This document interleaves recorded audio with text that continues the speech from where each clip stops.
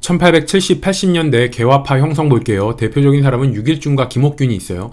1860년대에 개화 사상이 형성이 돼요. 그러면서 제가 최하 규격이니 규수 오세유 해서 규수 오세유가 개화 사상을 형성한 박규수, 오경석, 유홍기예요.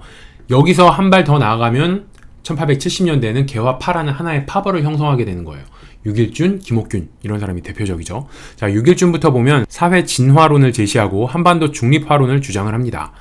80년대 상황을 보면 84년에 조선과 러시아가 밀약을 체결했다는 설이 돌아요. 이 밀약설에 가장 열받은 건 영국이죠. 영국은 글로벌로 러시아를 견제하고 있었는데 러시아가 조선과 친하게 지내?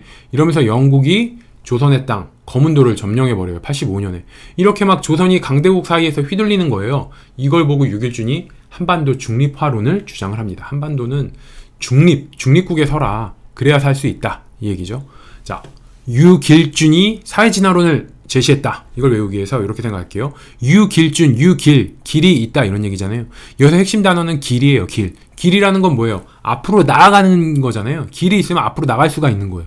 그래서 앞으로 나아가는 길이 있다는 얘기는 진화를 한다는 얘기예요. 진화는 한 발 더 앞으로 좀 더 좋은 모양으로 나아가는 거잖아요. 그래서 이름에 길이 있다. 길이 있으니까 앞으로 나아가는 진화와 연결되어 있구나. 그래서 유길준, 길이 있는 유길준은 진화, 사회 진화론을 주장했다.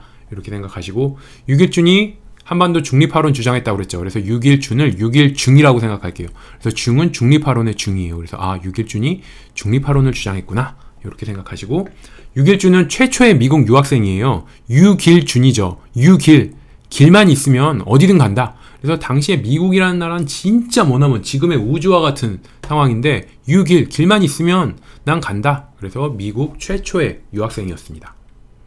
흐름을 보면 이렇게 돼요. 유길준은 다양한 해외 사절단에 참여를 해요. 81년에는 신사 유람단원으로 일본에 유학을 하고요. 83년에는 보빙사 사절단으로 미국에서 유학을 해요. 그러다가 84년에 갑신정변이 터져요. 이때 미국 유학생이었어요. 그러니까 본국에서 어떻게 해요? 85년에 야 너 들어와. 이렇게 해서 85년에 들어와서 가택연금 상태로 있었다. 아무래도 갑신정변, 급진개화파가 사건 일치르잖아요. 그러니까 85년에 개화파 들어와서 가택연금 상태에 있었다. 참고로 81년에 영선사 사절단으로 청나라에 간 이들도 청나라에서 유학을 하고 있었어요. 그랬다 82년에 이모군란이 발생해요. 그러니까 어떻게 해요? 야 너희들 유학생 들어와. 그래갖고 83년에 청나라 유학하고 있던 사람들이 우리나라로 들어와요. 그러면서 이 영선사 사절단으로 청나라에서 보고 배운 걸 바탕으로 83년에 기기창을 건설합니다. 이런 식으로 조선에서는 무슨 사건이 터지면은 외국에 나가 있는 애들 불러들이는 거예요.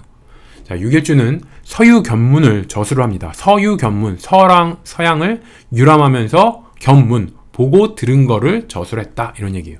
유길준은 최초의 미국 유학생이죠. 그러니까 서양을 유람하면서 보고 들은 걸 기록했다. 제목을 보면 바로 알 수 있어요. 서양을 유람하면서 보고 들은 거? 최초의 유학생 유길준? 이렇게 생각하세요.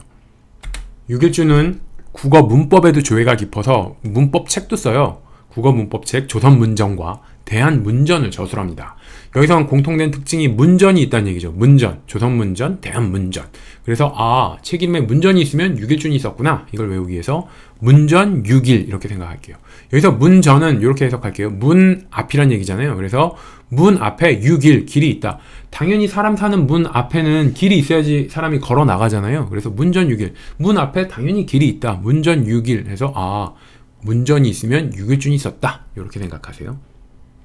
김옥균 볼게요. 갑신정변의 핵심 인물이에요. 그래서 김옥균은 개화 사상가고요. 근대화를 추구했어요. 특히 무엇에 관심이 많았냐? 나라가 개화를 하려면은 산업자본이 필요하구나. 그래서 돈을 굉장히 중히 여겼어요. 그래서 갑신정변 때 보면은 호조 참판을 맡으려고 해요. 김옥균이 핵심 인물이었지만 호조 참판을 맡았다. 호조가 뭐예요? 나라의 살림, 돈을 관장하는 곳이잖아요. 그래서 김옥균이 돈을 중히 여겨서 호조 참판을 맡으려고 했다.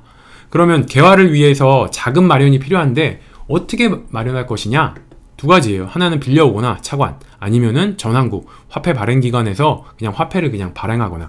김옥균은 일본에서 차관을 빌려오려고 했어요. 근데 실패했어요. 이러면서 입지가 좁아지는 거예요. 그러니까 급한 마음에 갑신정변을 일으키는 게 바로 김옥균이다. 김옥균은 충의계라는 걸 조직을 해요. 그래서 김옥균, 박용효를 중심으로 조직한 비밀 결사체예요. 여기 구성을 보면은 유생, 군인, 궁녀, 내시, 상인, 굉장히 다양한 계층이 포함되어 있는 거예요. 특히 궁녀나 내시 같은 경우는 궁의 상황 파악에 굉장히 큰 도움이 되겠죠. 그래서 김옥균은 이때부터 좀 어떤 뭔가 급진적이고 막 한 번에 확 뒤집을 수 있는 어떤 정변, 개혁, 혁명 이런 거를 좀 일으키려고 생각했던 것 같아요. 그러면서 다양한 계층에 다양한 정보가 있어야지 어떤 정변을 일으킬 때 도움이 되겠구나, 이렇게 생각해서 충의계를 조직했다. 김옥균은 안동김씨 엘리트 출신이에요. 굉장히 귀족 집안이라고 생각하시면 돼요. 근데 충의, 애국이란 얘기잖아요. 충성심. 그래서 이 충의라는 이름으로 온갖 계층을 다 끌어모은 거예요. 내시, 궁녀, 군인, 상인, 엘리트 출신이지만 필요한 건 다양한 정보다, 이걸 깨달은 거예요. 그래서 다양한 계층을 다 포섭한 게 무슨 이름으로? 충의, 애국심이라는 이름으로, 애국심에 호소하면서 충의라는 이름으로 온갖 계층을 끌어모은 게 충의계다. 김옥균의 저서 볼게요. 갑신일록이 있어요. 이거는 갑신일, 갑신정변한 날, 이게 갑신일이죠. 그래서 갑신일의 록은 기록하다 할 때 록이에요. 그래서 갑신일의 기록. 김옥균은 갑신정변의 핵심 주동자라고 그랬죠. 그러니까 당연히 누가 썼겠어요. 갑신일록. 갑신일의 기록은 핵심 주동자인 김옥균이 썼다, 이렇게 생각을 하시면 돼요. 그리고 회사설이라는 것도 써요. 여기서는 근대적 주식회사 설립을 주장합니다. 김옥균은 돈에 굉장히 관심이 많다고 그랬죠. 그래서 근대적 자본을 확충해야 된다, 이런 생각을 했고, 그 근대 산업자본 꽃은 바로 회사다, 주식회사다, 이렇게 생각을 한 거예요. 그래서 회사설이라는 걸 쓰고, 치도양론이라는 책도 써요. 치도는 도로를 다스리다, 이런 얘기예요. 회사는 뭐가 중요해요? 주식회사는 물류가 중요하죠. 길이 잘 닦여 있어야지 물건을 만들어서 유통을 시키고 막 그러잖아요. 그래서 회사는 이 물류가 굉장히 중요해. 그래서 물류를 위해서는 도로가 잘 닦여야 된다. 그래서 치도양론, 도로를 다스리는 거와 관련된 책, 치도양론이라는 걸 쓰고요. 기화근사라는 책도 쓰는데 이건 제목만 전해줘요. 그래서 무슨 내용인지는 잘 모릅니다. 그래서 김옥균이 쓴 책은 갑신일록, 회사설, 치도양론, 기화근사, 이 정도가 있다. 일단은 갑신일록은 이름에서 벌써 갑신일의 기록, 당연히 핵심 주동자 김옥균, 이렇게 생각하시면 되고, 김옥균이 돈에 굉장히 관심이 많아서 호조 참판도 맡으려고 했고, 돈에 관심이 많은 이유는 근대적 산업자본을 만들어야 된다, 이 생각 때문이고, 그 산업자본의 꽃은 바로 회사다. 그래서 회사설이라는 걸 쓰고, 회사는 물류가 중요하다 보니까 도로가 잘 닦여야 돼. 그래서 치도양론, 도로를 다스리는 치도양론에 대해서 썼고, 기화근사라는 책도 전해지더라. 두 문자로 하면 이렇게 돼요. 기화근사, 회사, 갑자기 치도양. 이게 무슨 얘기냐? 기화가 근사한 회사가 갑자기 치도약, 치고 나가서 도약했다. 기화가 근사한 회사가 갑자기 치고 나가면서 굉장히 폭풍 성장을 했다, 이런 뜻이죠. 이렇게 두 문자로 외우셔도 되고, 아니면 책 제목에서 김옥균일 수밖에 없는 이유들이 있어요. 그래서 기화가 근사한 회사가 갑자기 치고 나가면서 도약을 했다,